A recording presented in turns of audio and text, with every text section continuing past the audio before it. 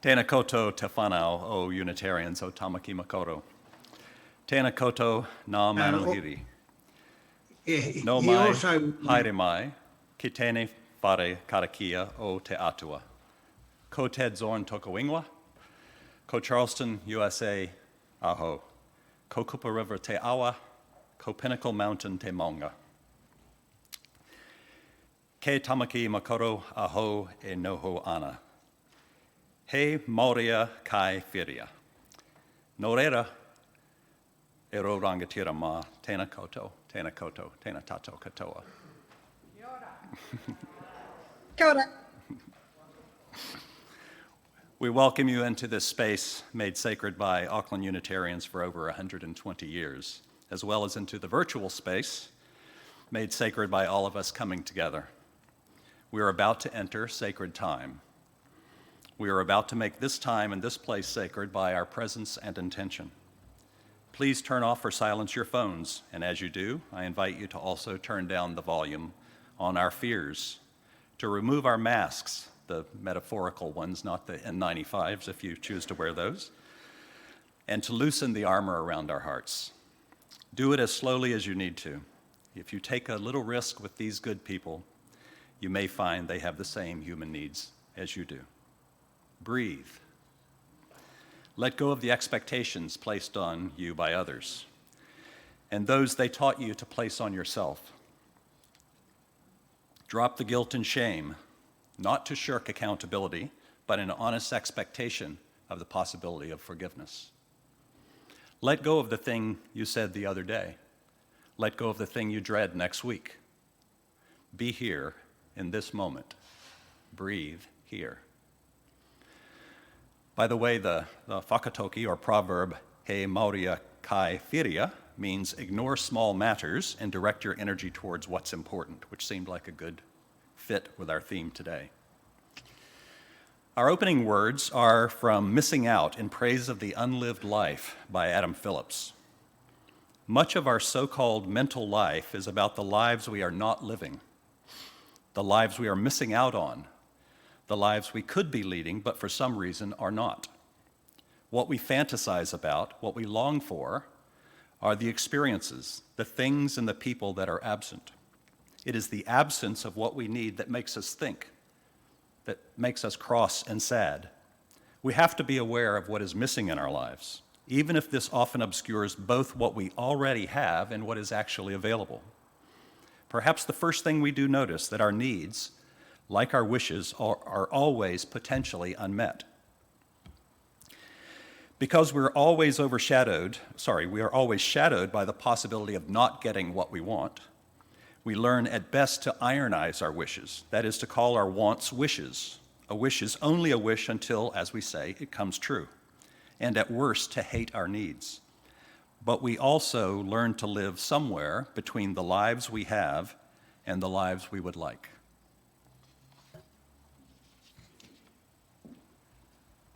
For our opening song, we've chosen number 16 from the UU hymnal, "'Tis a Gift to be Simple." And the video is a version by Yo-Yo Ma and Alison Krauss.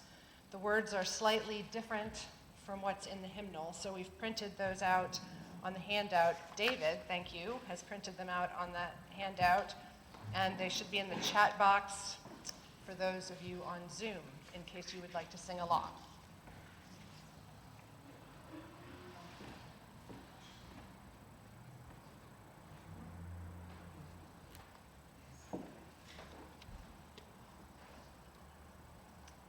We light this chalice to welcome us all into this sacred space, to be present here together.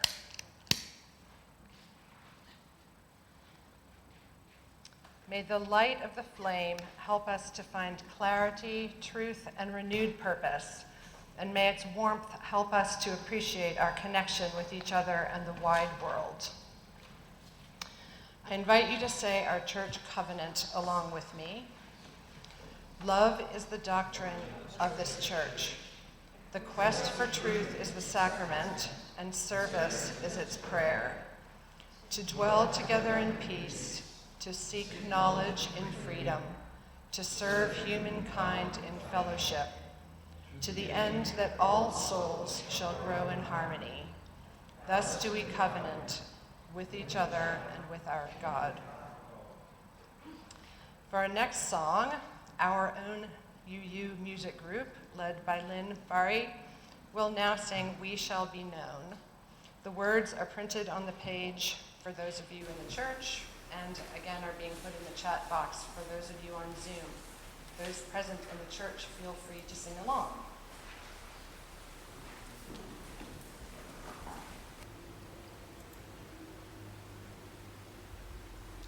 Our reading this morning is from Adam Phillips' book, Missing Out, in praise of the unlived life. There's always what will turn out to be the life we led and the life that accompanied it, the parallel life or lives that never actually happened, that we lived in our minds, the wished-for life or lives, the risks untaken and the opportunities avoided or unprovided. We refer to them as our unlived lives because somewhere we believe that they were open to us, but for some reason, and we might spend a great deal of our lived lives trying to find and give the reason, they were not possible. And what was not possible all too easily becomes the story of our lives. Indeed, our lived lives might become a protracted mourning for, or an endless tantrum about, the lives we were unable to live. As we know more now than ever before about the kinds of lives it is possible to live, and affluence has allowed more people than ever before to think of their lives in terms of choices and options, we are always haunted by the myth of our potential, of what we might have in ourselves to be or to do.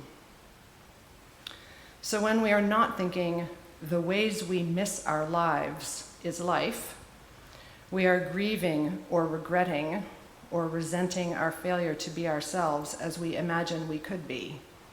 We share our lives with the people we have failed to be. We discover these unlived lives most obviously in our envy of other people and in the conscious and unconscious demands we make on our children to become something that was beyond us, and of course in our daily frustrations. Our lives become an elegy to needs unmet and desires sacrificed, to possibilities refused, to roads not taken. The myth of our potential can make of our lives a perpetual falling short, a continual and continuing loss, a sustained and sometimes sustaining rage. Though at its best, it lures us into the future. The myth of potential makes mourning and complaining feel like the realest things we do, and makes of our frustration a secret life of grudges. Even if we set aside the inevitable questions, how would we know if we had realized our potential? Where did we get our picture of this potential from? If we don't have potential, what do we have? We can't imagine our lives without the unlived lives they contain. Once the next life, the better life, the fuller life, has to be in this one, we have a considerable task on our hands. Now, someone is asking us not only to survive, but to flourish, not simply or solely to be good, but to make the most of our lives.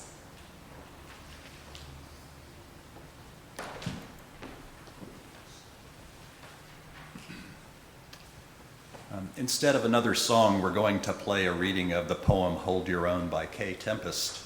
I, along with a number of you, were introduced to this poem when Nina Kauri led our service in November 2020.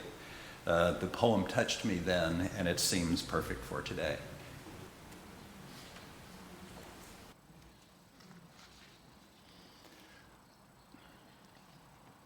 I've titled my random musings today, FOMO, Imagined Lives and Reclaiming Joy. FOMO is an acronym for fear of missing out. So I'll start with a confession. I chose this topic because I suffer from FOMO, and it has had a profoundly negative impact on the quality of my life, and in some cases, the lives of people I care about. But I'm working on practicing JOMO, the joy of missing out, and my life is richer as a result. I've worked in universities since the late 1980s.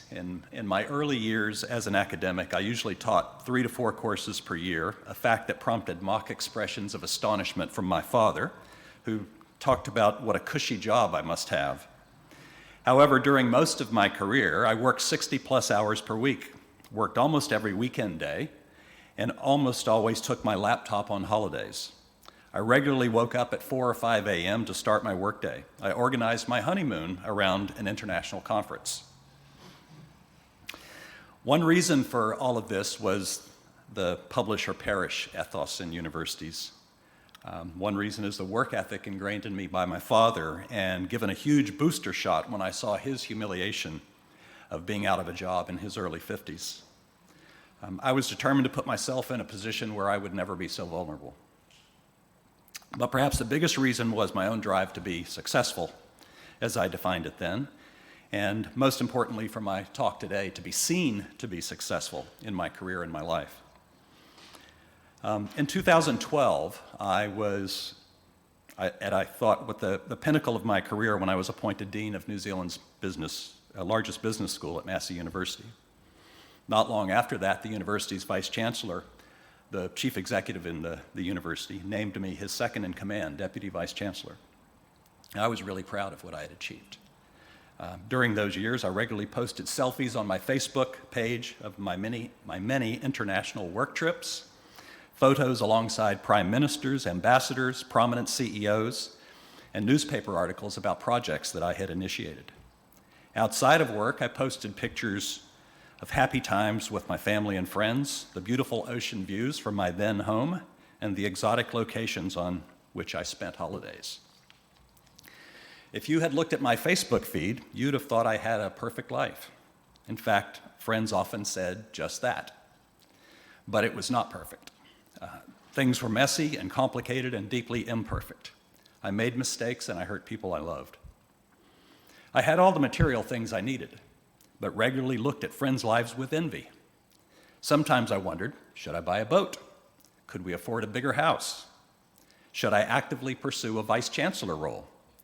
Could I make myself feel better if I had more stuff?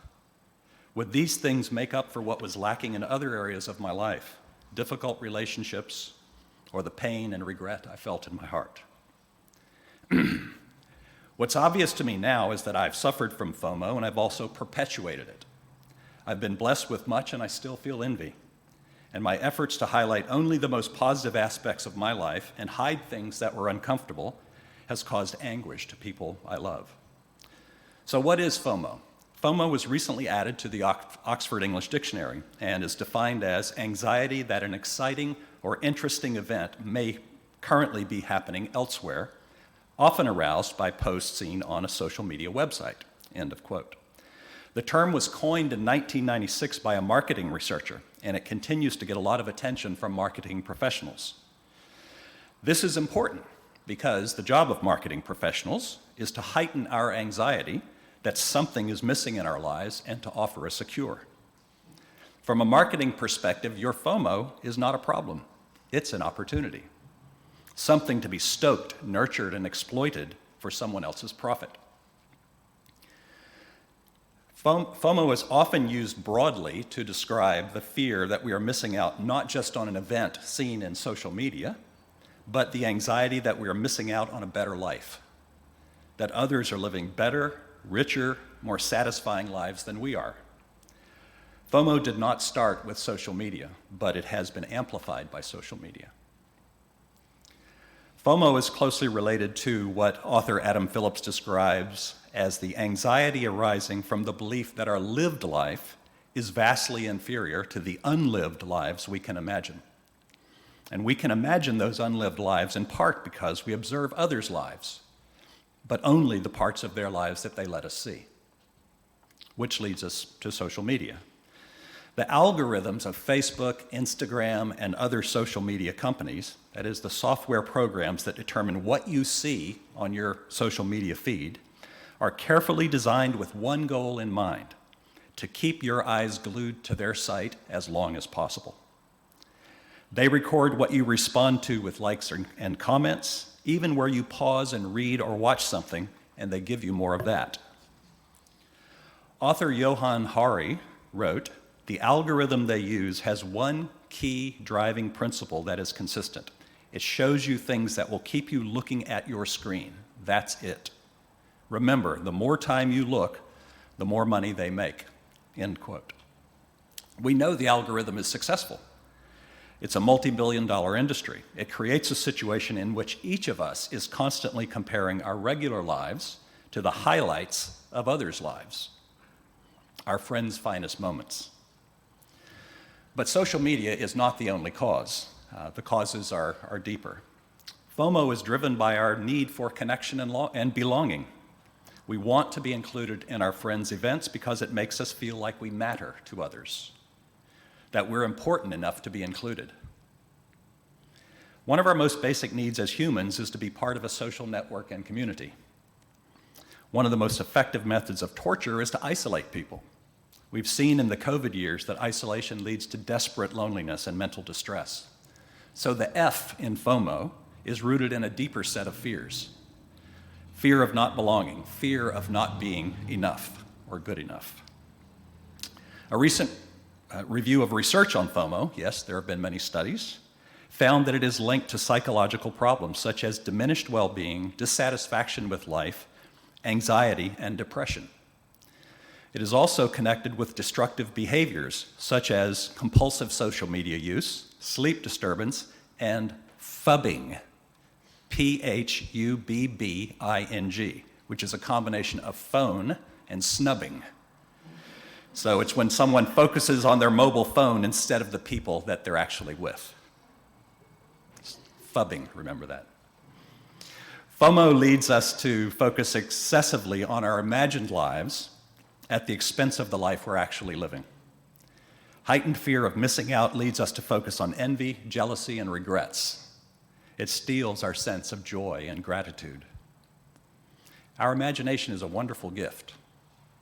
It allows us to envision what's possible and to be inspired to aim for better, richer, more connected lives.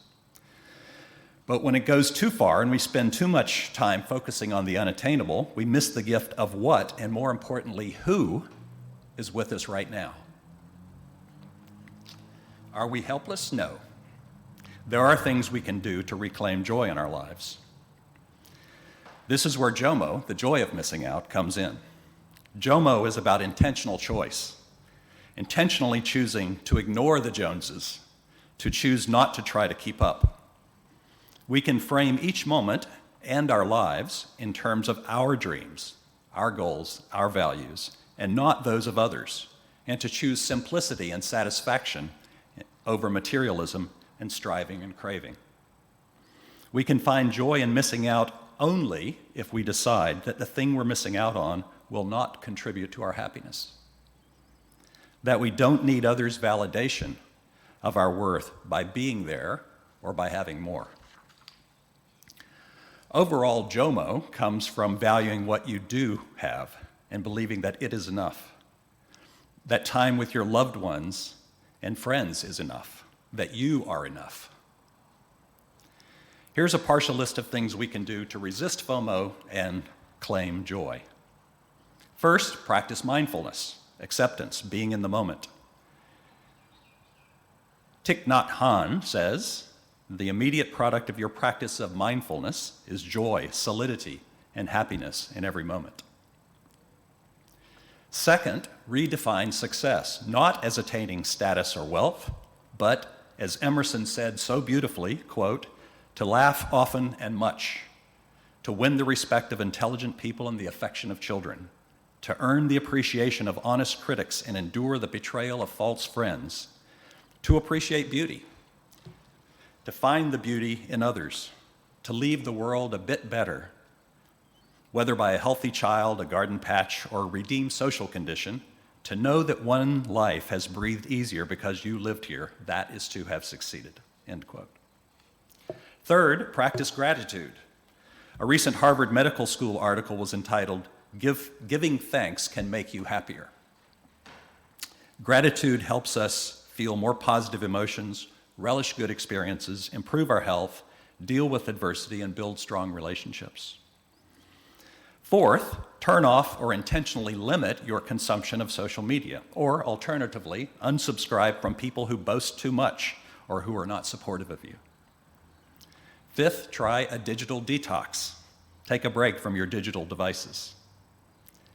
Sixth, spend time with friends and people whom you love and who make you feel supported.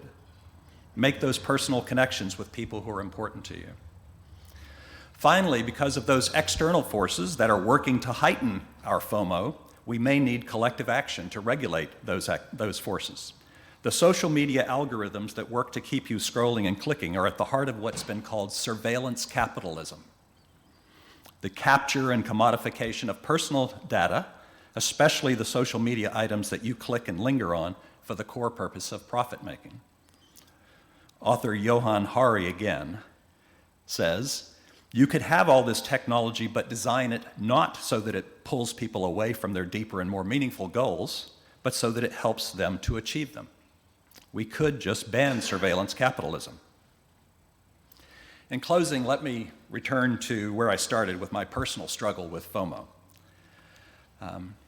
For me, I believe the anxiety of missing out led me to make choices that were ultimately destructive for my well-being and relationships. So I'm trying to practice my own version of JOMO.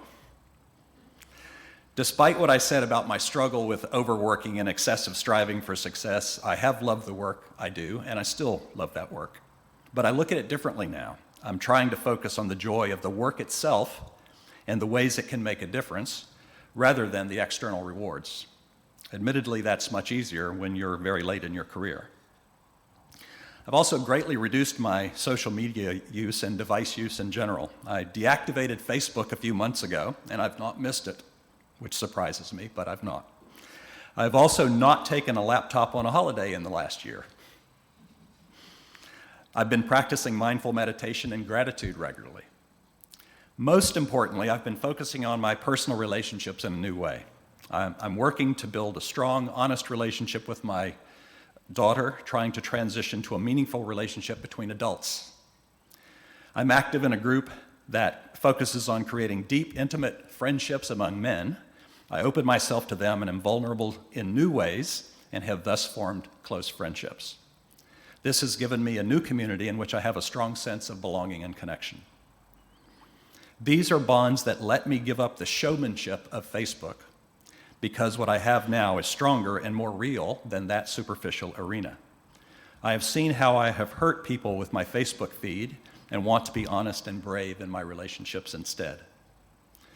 At the heart of resisting FOMO and practicing JOMO is accepting that most of us have enough and that I and you are enough. Recognizing that despite all that is wrong in the world, we have each other. And we have the chance of living lives of value and integrity. We don't have to spend our moments fretting over what others have or what others are doing, but can claim the joy in our relationships and in our lives. I would like to acknowledge Kate for collaborating with me on writing these random musings.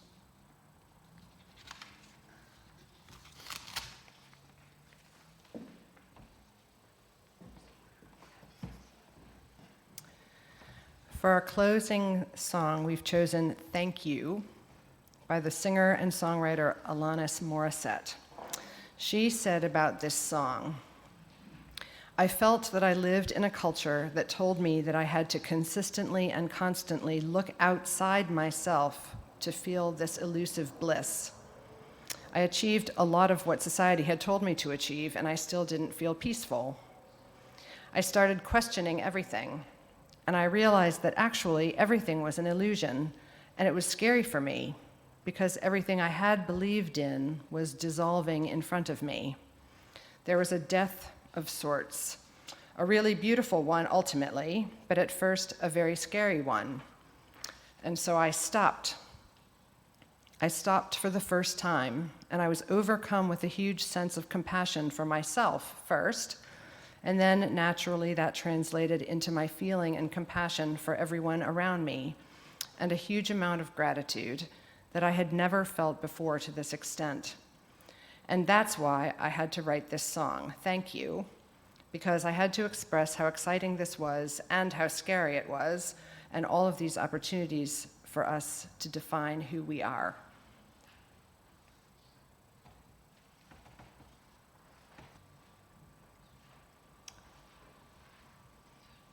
We extinguish this flame, but not the light of truth, the warmth of community, or the fire of commitment.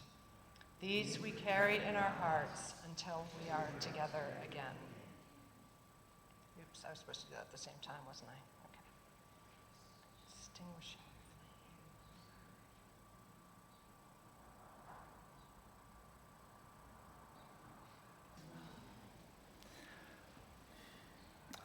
My closing words are by Samuel Trombori. Go forth in simplicity.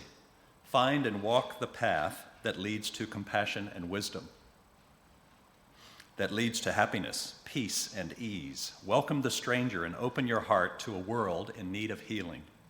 Be courageous before the forces of hate. Hold and embody a vision of the common good that serves the needs of all people. And finally, to close, another whakatoki.